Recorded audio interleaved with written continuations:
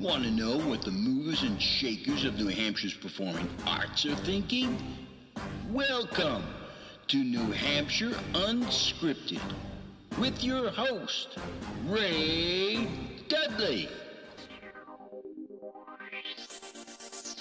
This is Ray Dudley, Artistic Director for Square Peg Productions, and I have been waiting a long time to do this interview.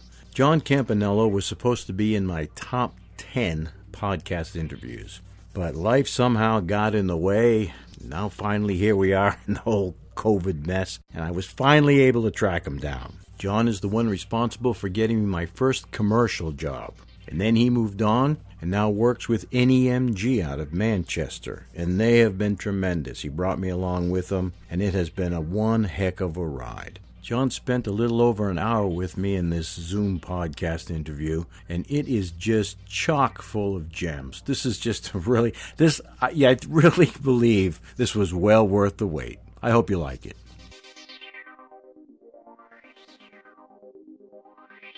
John. Hello, Ray. How are you? Good. I was wondering if we were going to get that in. Yeah, it started raining, so I had to run around the house shutting all the windows, so I'm sorry for being a little late. No, it's all right. It's all right. I had a chance to drink a whole pot of coffee, so I'm good. So, hey, by the way, I'm getting a little worried because every time I contact you, you're in the grocery store. Is this a stress thing? I do power shopping at the grocery store, and I pick and choose the right times that seem to be the quiet times at the different stores, and you just happen to catch me during those times. Oh, I thought we might need an intervention just Not for that. Thank you for this meeting because I've been wanting to have it for a long time, and I really appreciate you getting around to it. Yeah, thanks for your persistence and your patience. Yeah, no problem. So let's start off with the easy stuff. I looked at the information you sent me, and how do you go from being an IT guy and working at DEC to doing between gigs and casting? Let's start there. Sure. I'll try to give you the Reader's Digest version because it's a lot shorter. But so I was a corporate guy for 18 years, and I had always wanted to try stage acting, but never kind of got myself there. So sometime in the mid-90s, someone introduced me to Stage One Productions, which is George Peele's company. They said, you should go and talk to George. Maybe he has a part for somebody who's brand new. So I went and I introduced myself, and long story short is he had a part in one of his upcoming dinner theaters, and he cast me in it, and I tried it out, and I kind of got bit by the acting bug. So that was mid-90s. Later in the 90s, the company that I worked for got bought out by a bigger company, and there was going to be layoffs. We all knew that they were coming. And by that time, I had done some more theater, and I had gone to an agent, an on-camera talent agency, and signed with them for commercial work. So I had been doing both, in those couple of years since my first theater performance. And then when the layoffs started to get talked about, I had the opportunity to volunteer, if you will. I didn't necessarily like the way the corporate culture was going at the time. There was an opportunity to volunteer for a layoff package, which at the time was very generous. And so I volunteered for the layoff, and I said, I'm going to spend a couple years trying to cultivate this on-camera commercial acting career, if you will, because I found that I really enjoyed it. So I took the package. That was sometime in late 98, and I started to pursue more on-camera work. And that pursuit led to an interest in the business side of the business, which was casting, because invariably I get asked by a client on set, do you happen to know anybody who could be a this or that? Because I'm doing another project and I'm going to be looking for people. And I was a strong networker back then. Time I go to auditions, you sit on that bench and you talk to people, and I would kind of write down people's contact information. This was before social media took off, and I created an email list called Between Gigs, which was nothing more than an email list where people would send me jobs that they heard about, and I would send it out, or if I heard about jobs, I'd send them out and kind of collect interest and headshots and send them off to clients. So that kind of turned into Between Gigs casting. And I find that I enjoyed more the experience of of helping people get work than I did, going after auditions myself. I still love the on-camera stuff, but there's a certain buzz and certain charge that I get from connecting a client to a talent to a project and watching it all come together. Yeah, I can see that. Probably, I'm guessing there's something there as a kind of a numbers guy or a geek guy, the IT kind of thing, where you've got that logistical background going in there. Yeah, every project, every casting is a project. It has a beginning where you define what the requirements are. It has a middle where you try to pull all the right pieces together and find the right fits, and it has the end, which is the production and the billing, where everyone gets paid. So and the cool thing about it is it's a very finite timetable, for want of a better term, 2-3 weeks from beginning to end for an average commercial project, and then we move on to the next one. So early on, I know you said you had a lot of connections with other actors, a talent or whatever you want to call them, but to go from knowing people who can perform to finding companies that want them, how does that connection get made? How do you fall in line with like the Boston castings or the Slates or CP casting? So early on, a lot was word of mouth. As much as I came to know actors through going to auditions and taking names, clients came to know me through actors who worked with them. I found that between gigs was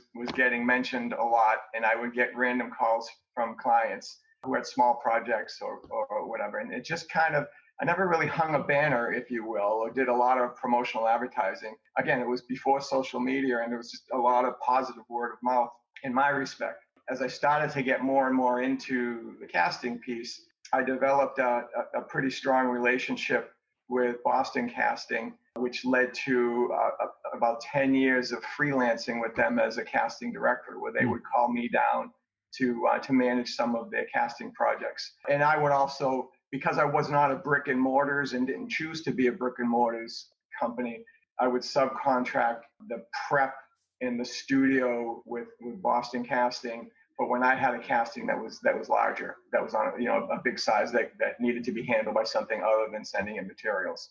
So it was just, it was kind of like legwork and word of mouth. We had not a lot of push in terms of strong marketing. We'll get into a little bit more detail later. Has it changed much over the years, the whole casting process? Yeah, certainly the internet changed things. When people when the internet exploded, everybody got a website, and clients could go online and find actors without necessarily the strong involvement of agents or casting directors. I think over time that got to be a little cumbersome. And when clients have a project, they just want to get it done. They don't necessarily have time to go off and search. So I think the trend became more actors associating themselves with casting companies and agents as the source for clients to go to. Not that there aren't still freelance methods of finding actors, and I could talk about that as well. Some of the stuff that got revolutionized, I would say, is back in the old days, which is a phrase I never thought I would use, but apparently I'm using it. A client would call a casting company to find talent for a project. Casting company would call the agents, and the agents would assemble headshot packages, headshots and resumes, send them to casting, who would send them to the client, and the client would pick who they want to see for an audition. When the internet came along and everything went online, now it's just any number of tools that exist, so websites where, as a casting director, we reach out and we say, hey, I need a certain age group for a dad, for a mom. Can you send me some electronic headshots? The process is that it all happens electronically to casting, and then casting will let us know who they want to come in for an audition. Clients can go directly to agents and look at the agents' websites and/or call them and say, look, I'm looking for a dad or a mom. Can you pull your best people together, send me a package of people, and let me review them? So the mechanics of communication, I think, is still the same when it comes to casting and finding people. It's just that the internet has revolutionized, streamlined, made it quicker, and therefore more competitive to get people through the door. When we talk about the competitiveness, as an agent now, we talk to our folks about out of the gate, your materials have to look like you. They have to represent your current look. If you have a demo, we need to have a demo, and it needs to be a demo of your recent work, not your work from 10 years ago. Because when a casting notice goes out from a casting director to all the agents, everybody jumps on it. So you want to be the first out of the gate in front of the casting director, which hopefully means you're the first in front of the client. So let's set some groundwork as we go forward. Can you give me a definition for somebody who just maybe new, looking at what's going on, the difference between an agent and an agency or a casting company? Are they separate, or can they be the same? Can you have an agent at an agency? What's all that about? Oh, sure. Well, so the agency, I would say that the term agency and agent are synonymous. The agents work in the agency, if you will. Okay. So let's kind of encapsulate them in one box. Casting companies, their job is to find the talent wherever the talent is, whether it's with this agent or that agent or this agent, or whether they're freelance or whether they're in this state or that state. A client comes to a casting director and says, I need to cast my project. Find me the talent. Here are the specs. So the client is paying the casting company to do that search. And the search will manifest itself by either soliciting materials from the different agents of the freelance talent and submitting them to the client, and the casting company will be casting company, casting director, let's synonymous there too. And casting will be the funnel by which everything gets to the client. The client will pay the casting company for that service. An agency is a professionally organized, if you will, company whose purpose is to promote talent to casting companies, to individual clients. Their money is made when we find you work. So if you join an agency that is recognized in the industry or in the area that you're in, so that you can have a greater visibility to jobs that exist. The jobs that exist will come from the casting companies, and the jobs that exist will come from individual clients of that particular agency. So the stream of jobs that goes into an agency are from all the casting companies in the Boston area, as well as individual clients that they have cultivated and who work exclusively with them. So do you think it's beneficial to have an agent or work with an agency as opposed to freelancing? I do because the visibility will be over and above what you'll see from casting companies. There are plenty of people who don't have agents and who work exclusively through casting companies, and that works for them, and that's fine. But for those who, particularly if you're into commercial or fashion modeling, those jobs tend to be focused through agents versus through casting. How would a person delineate a good agency from like one of those scam ones that you always hear about? Is there a simple questions they can ask or things that they should be looking for? Sure. I'll give you my own experiences in answering that question. You want to first look for a brick and mortar agent, someone who's in the market, someone who's going to be there tomorrow, not necessarily someone who's flying in, renting out a huge conference room somewhere and inviting throngs of people to come in and talk to them. You want to ask your peer actors, and there's no shortage of ways to reach out to other actors online through Facebook groups to get recommendations. You want, when you sit down with an agent to talk to them about their agency, you should be interviewing them as much as they're interviewing you. You should be asking them about what their expectations are in terms of contracts and exclusivity and terms for being committed to that agency. You should ask them questions about, can I find work on my own outside of the agency and therefore be partly freelance? Most of them are fine with that. Can I work with another agent? You want to have a meeting. You want to get a sense of personality. You want to get a sense of how the business works. You want to look at their website and see if you recognize any familiar faces and make some calls and ask around. Everybody has a website, and you'll see who they represent. It's an interview process with the agent as much as it is with the agent with you. The relationship has to be trusting and open, and it has to work for both parties. Okay, thank you.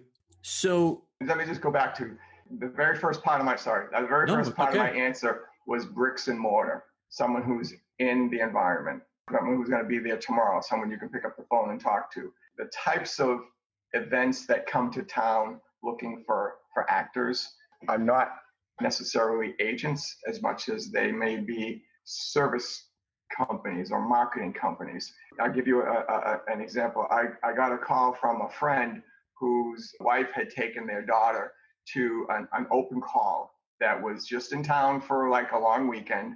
They went in on a Saturday. They met with some producers. The producers loved their 9-year-old. They said, please come back tomorrow. We'll have our bosses here or whatever. I'm making up because I'm paraphrasing now because it was a long time ago. But come back tomorrow. We want to call back. We want to see them again. Came back the next day. They auditioned the girl again in front of whoever these new folks were. They said, we love her. We want to work with you. Here are some packages of marketing materials we want you to look at. And they were not inexpensive marketing packages. So they called me and they said, what do I do with this? And I said, well, let me ask you something. When they were telling you how wonderful your daughter was your daughter in the room listening to that conversation? And they said, yeah. And they said, and wasn't she getting really excited about this? And yeah, and you don't want to disappoint your daughter, right? Right. So it was a lot of emotion in the room and excitement. And it was one of those things where you don't want to jump in making a decision like that because it can cost a lot of money. And you want to step back and think about it and step back and maybe poke at it to see what am I really getting for this experience. And when they did that, what they were getting was, probably some great marketing materials, probably a standard website promoting their daughter, but they were getting the tools. They weren't getting the representation behind the tools. They weren't getting the effort past that. So that's why I say if you want to be involved in this industry as either an actor or a model, work with a bricks and mortar company who's here, who has a track record. And it's easy enough to do your research on such companies. Yeah. So how do you go from your between gigs to NEMG, which is who you're with now, correct? Correct. So I went from being a full-time casting director to working full-time for a talent agency. And back in the mid-90s, when I started with my on-camera pursuits, NEMG was my agent. I had gone to them and I had an audition with them and I signed with them. And during the course of working with them, I did a number of commercial projects and print projects, and I had a blast. But then, as I said, I started to develop an interest on the business side of it. So I kind of splintered off and created a casting company and did that for 17 years. A lot of commuting back and forth to Boston for the freelance work that I was doing. And over the course of time, I saw that, again, as the internet became more robust, I saw that clients were finding other means of getting to talent, particularly the smaller clients, a lot of whom I had worked with. And then the larger clients, it was a mix between those who would call me and a mix who would call casting companies directly. So I saw the business volume for me in New Hampshire was dropping off. And I happened to run into Kathleen, who's the owner director of NEMG one day, and we were just talking about the industry. And I said, I love this work. I don't like the ebb and flow, and the commute back and forth to Boston is getting a little old. And she said that she had a potential opening in her booking division that was coming up. So long story short is we decided to try out me coming on board as a booking director, and that worked. The industry is the same. A lot of the people I work with are the same. I work with people in a different capacity sometimes now as an agent. But the nuts and bolts and the things that I love about the industry are in the agency. So it was a good, I think, mix for both of us. So after we had this little 3-month period of, I call it professional dating, if you will, for want of a better term, we decided it was a good fit for us both. So the Between Gigs brand still exists. I still have clients who call me who want a broad search across a number of agencies and freelance pools. But by and large, a lot of clients kind of followed me to NEMG, as did a lot of talent who I was working closely with. It's been 3 years this month, actually. So it's been a good fit. And the commute is 2.5 miles that way. Hey, you could walk there. I could walk there. I won't, but I could. Before we get into some of the questions that I had sent you, let's chat up NEMG for a minute. Sure. Talk about NEMG. What do they specialize in? Certain things? How are they known in the industry? They have a good name. What's going on there? Talk about Kathy, and I know she makes a lot of trips to like Paris and stuff. I always see she's putting stuff out there, but I don't get the invitations. By the way, just letting you know. She has a division that is focused on high fashion models, and there's a European model showcase that she is very heavily involved in that occurs, I think, in the summer. Although this summer there's a lot of things on hold, but those are probably the Paris things that you're seeing. So NEMG is in its 31st year, and there's specialties, if you will, in this market is the acting work, commercials, corporate videos, film work that comes to town, commercial print work, which is the the everyday real people in ads. You see them for retirement homes, or you might see them in a flyer for a department store. They have a high fashion division, which is a lot of catalog work. So the model is kind of similar to all the other agents in the New England area. It's just based here, but the client base is all over the place. So I think when I went in originally, did I see something like Shape magazine and stuff that they was it Shape? Yeah. Yeah. So there's been the fashion corner of it isn't the part that I focus on as much, so I won't have them. I don't have them all committed to memory. But you probably saw Shape. You might have seen a lot of LL Bean, Hasbro. I'm not great at pop quizzes, and I don't have it in front of me. Like I said, my corner is mostly focused on the on-camera stuff. So let's get into that because I did want to find out specifically what your role there is. Okay. And are there different people who handle different segments? Sure. Well, you were a small office, so we all intermingled, if you will. But there are very focused responsibilities per person. We have a placement director who is the first person you meet if you're interested in joining the agency. She takes care of the initial interviews and the vetting, if you will. And she'll sit down with the staff and talk about who's come in, and then we'll collectively decide if this is the person that we think that we can market. There's myself as the booking director. Predominantly, I work the castings. I work creating the contracts, the terms and conditions by which a client will hire an actor. We negotiate rates. I put that all together. The client signs it, then it goes to the talent. So I handle a lot of the business aspect of getting you at the location. There's an assistant booker who helps with both my work as well as some of the placement and the development work that we do at the agency. And there's Kathy, who can do anything. I swear she never sleeps. She's the strongest multitasker I've ever met in my life. And so she runs the agency and works in all of the pieces as and when necessary, in addition to running the European model showcase and the management of the IMTA convention that we also participate in New York. So let's touch on nuts and bolts. Okay. So how do I get the next Flow gig or the Geico here? How do I become the time to make the donuts guy? Do I just show up on your doorstep and you go, oh, look, you look like a star. You should enter this door, come and sign this contract. Where do we start? Okay. There's a couple ways to answer that. First off, if you're interested, I'm going to go to my Ray Dudley story. I'm going to go to my Ray Dudley story. First off, if you're interested in being represented by an agency, with our agency, you go to our website, NEMG.com, and there's a talent submission button where you can enter your basic information and upload a couple of pictures and say a few words about what you're interested in. That all goes to our placement director, who will review everything and get back to everybody with regard to a next step meeting to come in and talk a little bit more. That's the entry point into the agency.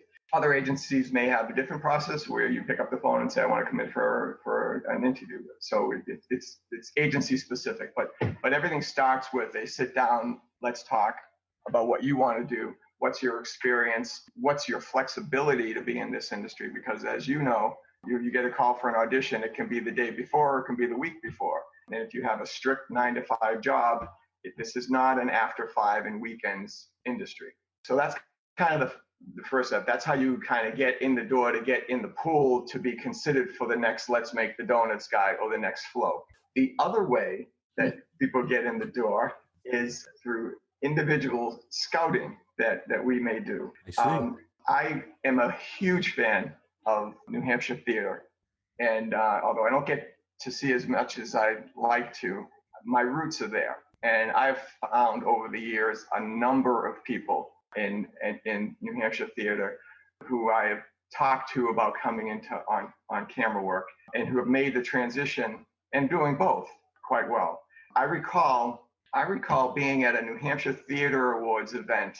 I'm going to guess 3 or 4 years ago, and I was watching this guy on stage, and he was doing a monologue from Cat on a Hot Tin Roof.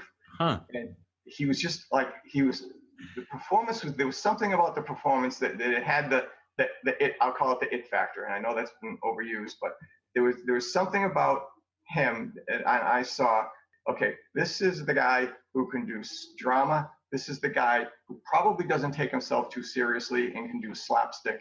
And when he got off the stage, I watched where he walked to. I got out of my seat and I stalked him through the theater until I got to the same stairwell that he was in. And I said, this might not sound legit, but I'm an agent.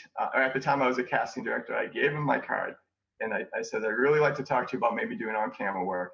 And so he said, fine. We talked. I sent him on 4 auditions off the bat, and he landed the first 3 that he went to. And his name was Ray Dudley. That's right. I think I know him. Yeah. So sometimes it'll just be a matter of seeing somebody and knowing that there's something there. Yeah. So let me finish that story, because I didn't believe you when you had told me. And I'm like, yeah, sure, whatever. 2 weeks later, I'm driving in my car and I get a phone call. It's Mr. Campanello, who says, Ray, it's taken me 2 weeks to run you down. This is a legit offer. I need to talk to you. I'm like, all right, yeah, go ahead. Well, send me the information in an email. And if I think you're legit, like, I know what's going on, but if I think you're legit, I'll follow up. Idiot. Yeah, well, you know what? It's weird. You talked about scams, alluded to scams earlier on. And this is one of those industries where, unfortunately, people prey on people's excitement for glamour and glitz, right? So naturally, to be approached off the bat by someone who has a card that says casting director, you don't know. I mean, I've done this in McDonald's. I saw 2 redhead 9-year-old girls, identical twins, and I went up to the mom and I said exactly the same thing. It's sound off the wall, and they came up and we interviewed them, and I did it in the grocery store. I saw 2 30-something-year-old sisters, identical twins, and I said, we get calls for twins all the time. It was the same kind of, sure, but again, I'm sure you did your homework. You looked up my card. You saw my website. You got to kind of do that due diligence, because this is one of those industries where people prey on folks' excitement and for the glamour and the glitz, whatever that means. Yeah, right. And it's all about the money, John. We're all filthy rich from this business. Yeah. I know. Just a dime. Hold on. As you were at the grocery store this morning with your coupons trying to pay for Where's my coupons? Yeah, for sure. Let's talk about the look. So I'm sure that a lot of people maybe don't pursue this because they don't really think they have the look. Is there such a thing as the look? I mean, who are you looking for, I guess, basically? Okay, so first off, where the look's concerned, I'll put that back on you. Look at any commercial. Look at any movie. Look at any episodic TV. Those are the looks. You get real people, you get character people, you get fashion-y people. The look is whatever is playing in the market. The look is whatever works for the role. The role is written by the quirky guy who dances to the music on the intercom at a department store. Oh, that was you. Yeah, sorry. Look. You're killing. I got a lot of Ray Dudley stuff I can do here. But the look is the guy that can play a snotty rich uncle. That's George Peele. Yeah. Nailed that one. Right. You know, he did a whole series of commercials in very coiffed, very accenty, and pulling off the whole demeanor. So there is not everybody has to be a George Clooney. Not everybody has to be Angelina Jolie. If they all were, they wouldn't all be working. Right. The people who work are the people who represent diversity of look and diversity of character. So if you have talent, if you can take direction, if you have passion for this as a job, as a pursuit, then the only thing that might step in your way in a particular market is if an agency happens to represent 20 other guys who look exactly like you, or 20 other guys who look exactly like you and have a ton more experience. Because no agency wants to take somebody on if they don't think that they can successfully market them to their clients. Doesn't mean that they're not marketable to clients, but every agency knows the clients that they work with and the types of projects that they get, and should be making an assessment on marketability before signing anybody, as well as talent is look. So you're always looking for new people, or do you at some point say, you know what, we've got enough. No, we're full. Stable's full. We can't use anybody else. Yes and no. We're always very interested in seeing new people. It comes down to some of the qualifiers of do we have 20 Ray Dudleys already, or is there not enough work for you in this market? Always looking for people, but doing it with a measured, realistic view of can we market you? You know, would this be a relationship that would work? And again, being able to market somebody successfully is not necessarily a factor of them as much as it is the environment. If we were strictly a New Hampshire agent, the opportunities may not be as prevalent as they are in the broader market. We are a broader market agency. We just happen to be here in New Hampshire. We look at everybody individually, if you will. Stable, full. The stable is stable. Really, you had to use the word stable. That's the first thing that came to my mind. There are constantly folks who are leaving or taking a hiatus, or you're putting them out to pasture. We might as well stick with the metaphor, right? Okay, so disclaimer: these are not my words. But people cycle through and leave. Or they move out of market. A lot of folks that move to the LA market. A lot of folks go to college and decide they're not going to do this anymore. A lot of folks don't want to make the investment in their headshots every couple of years to keep their materials up to date. So, you know, the agency, I think, has kind of a loose volume number, but doesn't turn anybody away from conversation. Yeah. When somebody comes to you, or do they need some type? Do they have to have like this resume of experience, or are you willing to accept folks who have never done anything, or do you only go on the other extreme where you need somebody who's got 10 years, they know the business, they know all the lingo? What's going on there? We'll talk to anybody who comes through the door, regardless of experience. This is an industry that's based on look and talent, sometimes in that order, sometimes not in that order. So it's to everybody's benefit that we look at everybody. If you don't have any experience, but you show great promise, and because we will put you through an audition at the agency, we may talk to you about some basic training that you should consider, because we want to send people who at least know how to audition when we send them down to casting companies, because it's a reflection on all of us. If you walk in and you don't know the basics, what does slate mean? Where's the mark? Action, cut, hold, or the ability to take direction without feeling like correction. Good point. I mean, there's a difference there. Taking direction is just because we want to see what you can do with your range versus saying you're bad, you did it wrong. So any agency will see anybody, I'm assured, because again, we want to have our best range of folks to present to casting companies and to clients. And if there's areas where people need training, we'll help with establishing what that training should be. I love folks who come in with theater resumes, because I know off the bat that they know how to take direction, that they have acted. It's a different animal, but it's still acting, it's still taking direction.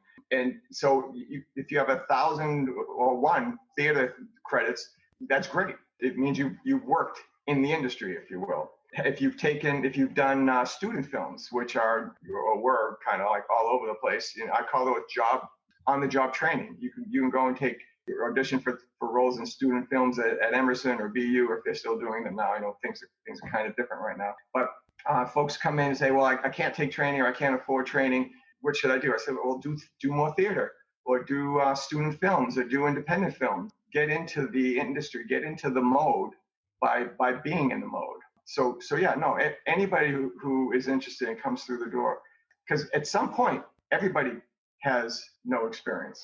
You know, Right. everybody had to start somewhere, right? Yeah. So everybody comes in the door we talk to. So prior to the whole COVID fiasco, COVID. yeah. Oh, I heard something. Yeah, you might have. Maybe while you were going through the grocery store aisles, you might have heard something. What were all those masks about? Yeah, and those that weren't wearing masks. And let's not go down that rat hole. But what was the state of the business? Very active, or does it peak and ebb and flow, or does it just maybe morph? So maybe all of a sudden there's a lot of film, or it slides towards commercials, or what's going on there? So there's ebbs and flows like any other industry, I would say. The commercial work, around holidays, things get soft sort of between Thanksgiving and New Year's. Things get a little soft overall. But throughout the course of the year, we'll see commercials, we'll see corporate video work, the training videos that companies put together to train new employees. We'll see catalog work, hand modeling jobs. We sometimes get feet modeling jobs. Really? Yeah, we'll do the occasional. Oh yeah, for shoes. Sometimes we'll get the occasional special event where they need models to almost like a fashion show, if you will. So we'll support those. The films that come into the Boston area that go into the casting companies in Boston, we will invariably see the roles come to us for sending people down. I lost track of the question. Oh, ebbs and flows. So it does ebb and flow. Prior to COVID, it was really surreal, Ray. We had 42 jobs in various stages of progress. Casting calls, direct clients, things that were scheduled, things that were going to be going into production in the next few days. 42 of them, and I'll never forget. It was a Thursday, and the calls started coming. This job's on hold. This job's postponed. This job we're not sure of yet. We like these people, but we're not sure of the environment. And within 5 days, the majority were on hold. And those that weren't on hold were pushed out far enough so that there was another cycle to see if they were going to do them. Then everything just sort of shut down. And it's been slowly emerging in the new normal, which is still taking shape. But it was really surreal. I remember I counted 42 jobs that Thursday that we started to get put on hold, defer. And that was across the board. That wasn't just us. That was industry-wide in New England. What's your feeling about New Hampshire versus, say, Boston? If someone comes on board, do they have to expect that they'll be working a lot or having to travel to buy? How much business is in New Hampshire itself? Look at it in the totality of New England, because the work is really New England. Got you. I mean, there's certainly work in New Hampshire. You'll see your local stuff. You'll see your lottery commercials, your plumbing and heating companies. You'll see roofing companies. Yeah, plumbing and heating. We could tell that story, right? I love that story. We're going to tell that story. Before this hour is out, we're going to tell that story. So, and there's bank commercials, and it's, so, I mean, when you look at local television in New Hampshire for local companies, there's the work. If you see a print ad for a local company, there's the work. So, and those jobs come into our agency. They may go into the Boston agencies. They may go to casting companies. But the point is that there's work. Everybody advertises it at some point. So if you're with an agency that is based in New Hampshire, that does not mean you're not having visibility to the stuff in Boston. We see all the same jobs, commercial-wise, corporate video-wise, movie-wise, as the agencies in Boston do, because we are partnered with all the casting companies. So it's there's a handful of agents in New England who are active and long-term. I can count four right now, and we're one of them. And we're 31 years. So everybody knows us. And again, we're licensed in Massachusetts too. We're just the headquarters is based in New Hampshire, but the state boundary means nothing in terms of us having visibility to work throughout. That's good throughout news. New England. That's really good news, actually, because that way you don't have to feel like you're losing out on something. I mean, we think of Boston as being the local mecca, but it's good that you don't necessarily have to. But we're part of that mecca. Yeah. If that makes nice. Yeah. Makes Yeah. sense. Yeah. We're part of the mecca. So what someone comes to you and you say to them, we need you to do an audition. What happens there? Now, I know lately we have to do them via this, recording, but self-taping. But what? Yeah, by the way, your background is way too busy. Oh, Jesus. You didn't go to that webinar when we talked about a plain background? Because now I'm watching you audition, but I'm like, what does that poster say? Yeah. No, that's by design. That's by design. That's all about me back there, baby. He didn't make his bed. And the drawers open? He's terrible. It's a good point. It's a great point. But I know, and I've been looking at the stuff on your mantle, by the way, and I'm like, what the hell? Is that a Christmas tree up there? What's going on? That is a wax Christmas tree. Uh-huh. Yeah. And this morning, just so you know how seriously I took this interview, this morning, this was turned the other way, so you got the staircase and the banister in the next room in the background, which I thought was too busy. Oh, I see. Not to mention all the laundry I had piled on the banister. So yeah, no, that's over there for me. So So what's an audition look like? So in the new normal?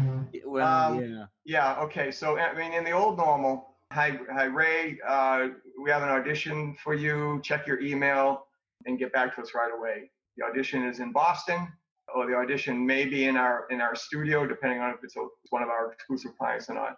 And we set up a time, and you go down to Boston, and you do your audition, and you come home. That's the old normal, okay? The new normal is relying a lot on self-tapes, where you use something like this, and you record yourself doing the client's script in front of a not so busy background with good lighting and no background noise, no dogs barking, no kids running behind you, and unfortunately with little direction. You'll get a casting notice that says, I need you to read for the crazy next door neighbor who's always in everybody else's business. Just describe the commercial we're going to talk about. I know. Yeah, you keep going there. And so you bring your own interpretation to it, and that has become the evolving one of the new norms in the business. So, and we'll send that self-taping to the client or the casting company, who then may want to do a Skype audition or a Zoom audition where we're coaching you through a read and you're doing it live electronically. The production of commercials is also taking on a new normal. In some cases, the production is turning into the talent's home. If it's a family setting, we'll look at your whole family, and maybe if they're not all actors, but they can at least walk through or pick up a plate or sit at the picnic table or whatever. Clients are getting creative with their locations, if you will. That's cool. That's very Clients are getting creative with the production crew. I talked to a client about a week and a half ago. He needs to hire 4 people, and it's all going to be in the same location. But through the miracle of modern technology, he's going to shoot everybody individually and cut and paste the footage together to make it look like they were all there at the same time. Jeez. He's going to cut his crew down to 2 people, himself and a hair and makeup person. And he's going to do all the direction and all the videography. It's stuff that's necessitated by this new norm. So the good news is that work is happening. Work is starting to re-energize, and it's following. It'll look different, but it's happening. And as long as we all continue to sort of practice safe practices, I think it will continue to happen. There was a shoot earlier this week, I think it was, at a retirement home in the part of the state where we had a bunch of people there, and there are some norms around social distancing and whatnot that had to be followed. So it's great that clients are really taking that to heart, because as talent, we want to feel safe. Right. We want to do a great job, and but we want to feel safe. So because this environment is still pretty active, so we have to coexist. So the new norm is we've seen a lot of put yourself on tape. The other thing, the other way auditions are happening or casting is happening is directly off of your materials, which is why your headshots, all your photographs is exponentially more important that they look like you. I know headshots and portfolios are an investment And, to have to do it every year or every 2 years, it's an investment, but it's the investment that brings back the return. It's the investment that piques the interest. It's the investment that will now hopefully bring more direct return because clients are casting off of portfolios. And if you've got a demo tape of work that you've done, that's a bonus, because then they can see you in different roles and they can see what you can do. If you don't have a demo reel, we have a facility for creating a slate video where we'll bring in a producer who will basically interview you, ask you likes, dislikes, show us a funny face, jump up and down. She goes through this whole litany of questions that bring out your different parts of your personality. And that becomes what we call a slate video. So a client can actually see you. The important thing is a client needs to know that you can go from, hi, I'm John, to, hi, I'm John, how you doing? To see that you can have a range so they know that there's something to work with. It's not the worst somebody on set. Right. And then right. not being able to get them from, hi, I'm John. Let's touch a little bit on cost. You mentioned headshots, and I wanted to ask you eventually about classes. So put that all in one bundle. What can somebody expect that they may have to initially put into the pool to get noticed? Sure. Okay. Everybody needs great photos, regardless of agency that you go to, or whether you freelance yourself. Your marketing materials start with your photos. So headshot photographers, commercial print photographers, their prices range maybe mid threes to and up, $350, $400 and up. Some of the variables that come into play with that pricing is how many looks you get, how many changes of clothes. Are we indoors in front of a studio, in front of a screen, or are we outside doing location shots? Are these action shots? Are these headshots only? Are they a combination of headshots and action shots? So the packages vary and therefore the prices vary. Plan to be mid threes and up. What was the other thing? Training. What can I say about training? So if your child wants to be in soccer, you send them to a soccer camp so they can learn soccer, right? If they want to play hockey, they go to hockey camp and you invest in equipment. If you want a job as an engineer, you go to college and you invest in training, in education. This is a legit industry. This is a legit profession, and you have to have skills that you bring to the table because it's incredibly competitive. The best way to sort of assess whether you need training is a conversation with your agent. Let them do some dry run auditions with you. Or if you are going to a lot of castings and you're just not getting any work, then there's an indication that something's missing. I did a couple of one-on-one coaching sessions over the past few weeks, and I had a session with someone who's very good on camera and who I actually thought didn't need coaching, but we were going through some scripts and she wasn't coming out as her. She was coming out as trying to get it right. Does that make sense? Yeah. I get it. I said, where are you?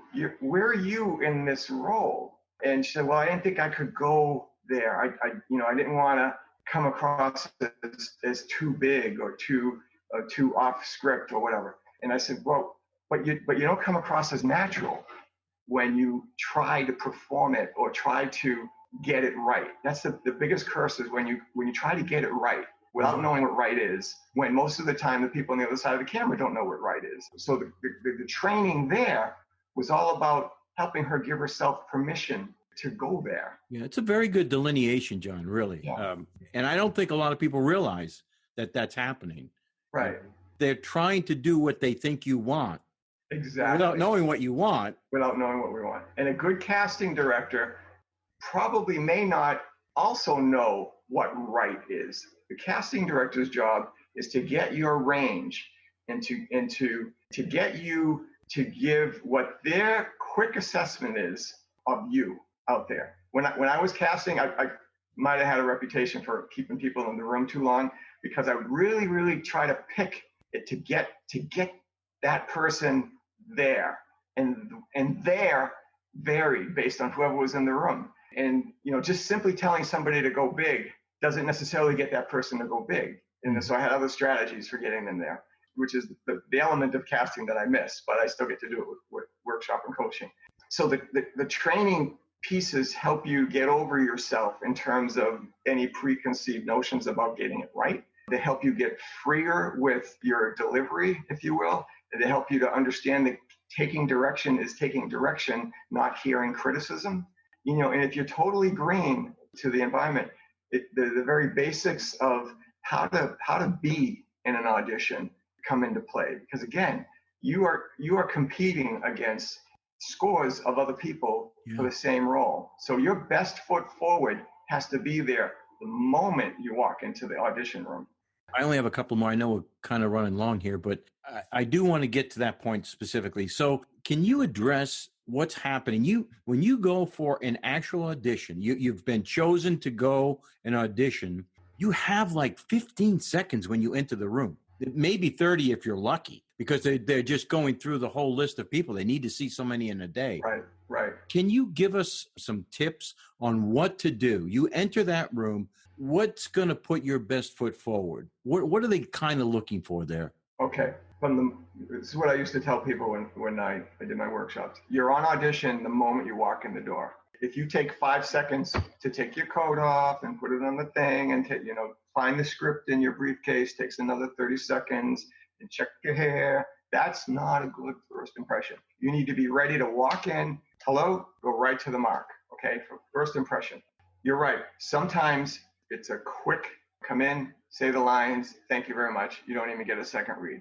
I have encouraged people, I don't know of any casting folks that would discourage this, but when you get to the mark and you're about ready to slate, if you have any questions about the script or the character that weren't answered in any of the direction that you got when you got the audition notice, could I ask a question? Ask if you're going to ask a question. I have a question about the role. Do you mind if I ask a question? Before they get into the process of slate and action, because you don't know. Am I going to get one take? Am I going to get 2 takes? How do you pronounce this word? Or is this character, I read it, he's either mad or he's frustrated or he's sarcastic. I wasn't quite sure.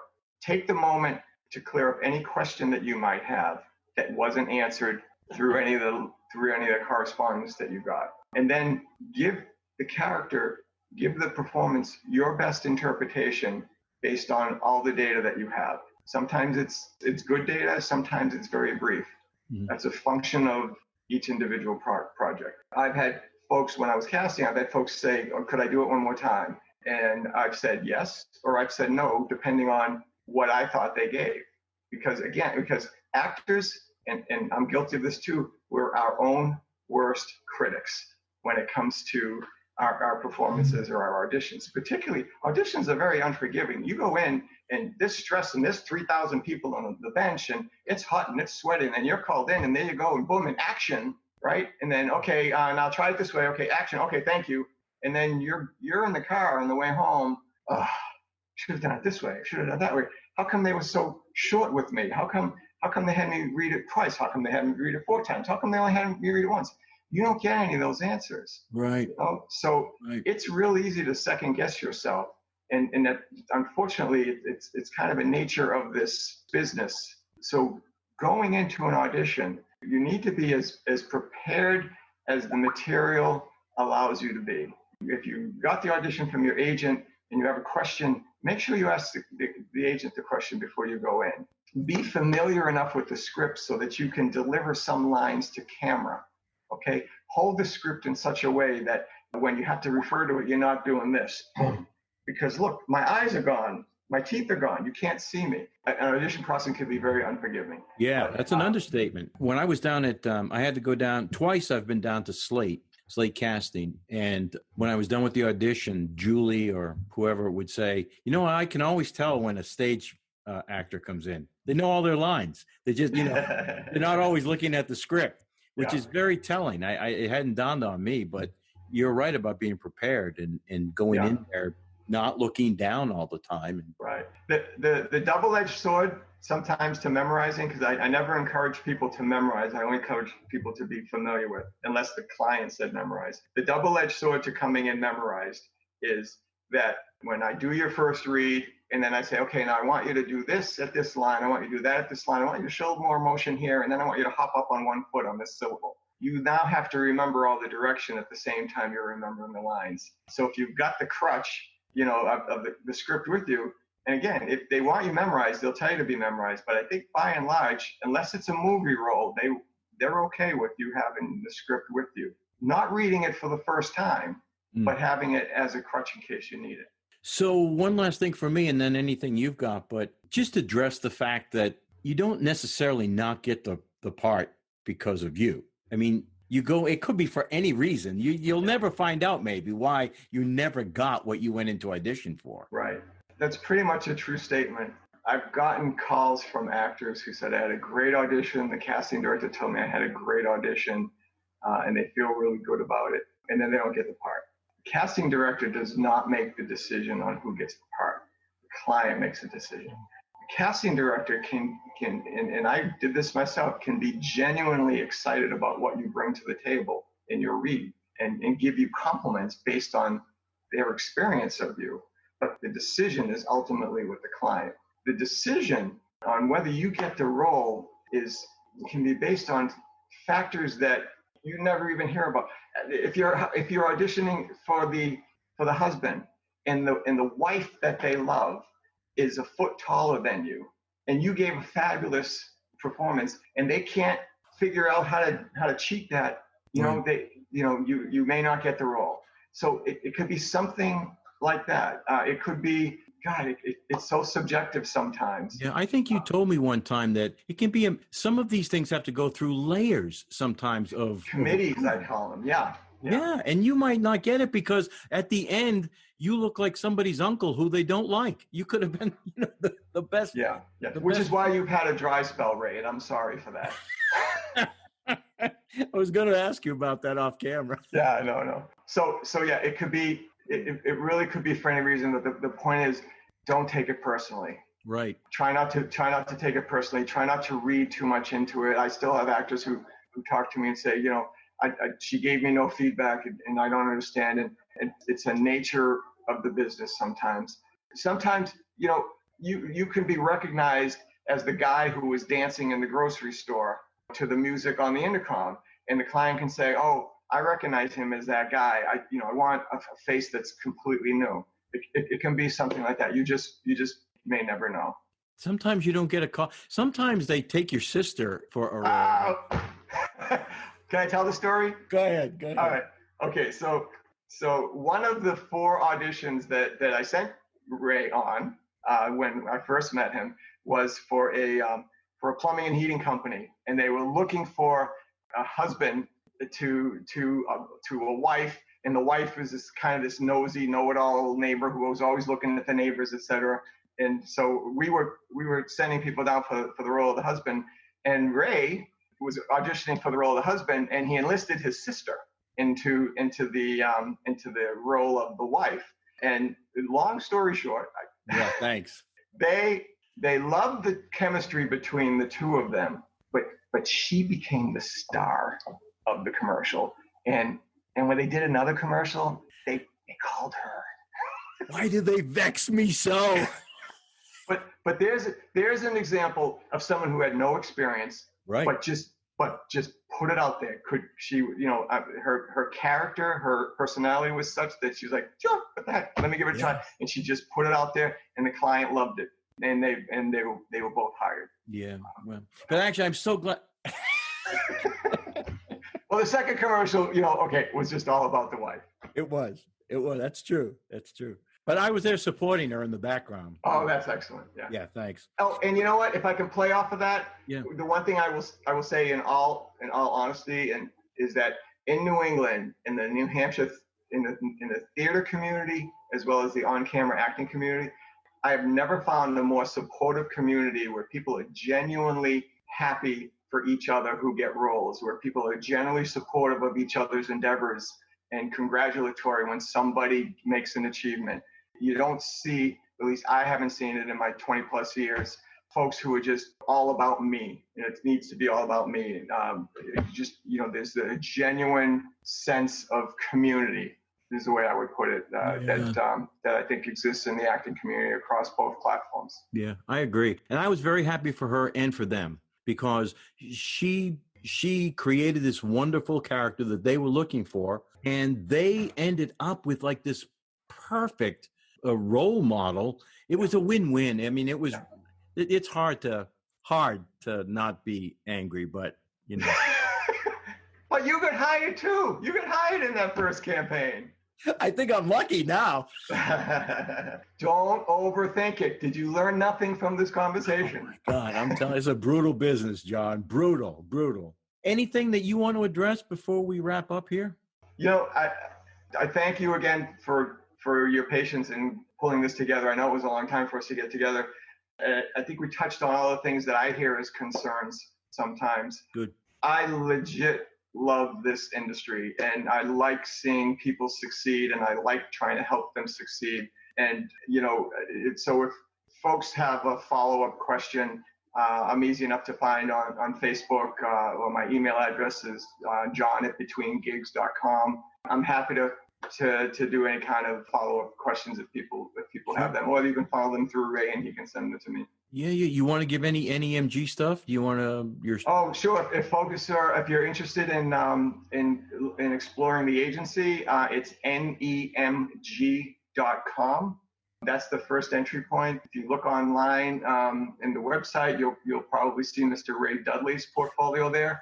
And this is not to pat your ego too much, but he has a great portfolio. You'll see in his pictures, when you look at his pictures, you can see the friendly neighbor next door. You can see the grandfather. You can see the factory worker.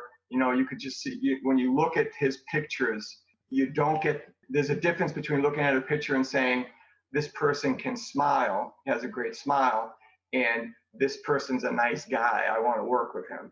And Ray, your photos have this, your personality comes through, which is what we strive for. Yeah. And your demo tapes are also there, so you can get a sense of some of the work that Ray's done in this business as well. Great plug, thanks, buddy. Appreciate it. Well, it's you had a good coach.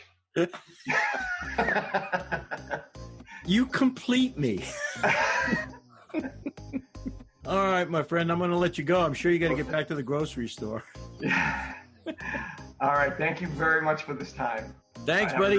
All right, man. Take care. Bye, everybody. And there you have it. Just like that. Another great one in the tank.